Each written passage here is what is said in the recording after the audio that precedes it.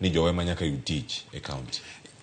Aparo ni tend governors kata tend telo gwenge yudre in a very difficult situation nikech ineno ka constitution kata mna county government act wachoni any recruitment mitimo e public service e counties nyaka tem matek mondo o reflect gimilongo in the face of Kenya. Isewinjo kama no woke report.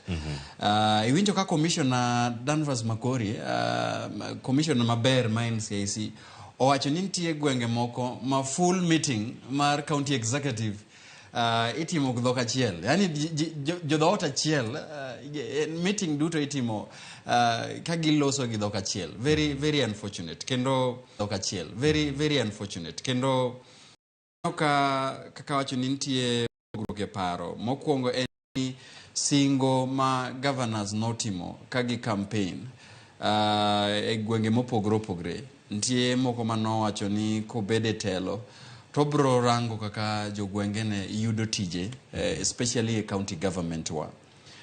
Mano mokwongo. Mar ariyo iyudo ka constitution kata mna county government act bende migi tich matek nikech bange kanyo e public service board kata mane county go kata county public service board dwaro gani nitie audit mitimo kirango nito governors gi jotend gwenge gisechopo how far mondo gi chop singo mane gitimo. NCIC otimo nonro. It was NCIC Krefas nonro setim dirio. Manonro ma dirio dek higani. Mokwongo ne en committee e od bura mochung ni weche justice notimo nonro e wach mar recruitment e public service.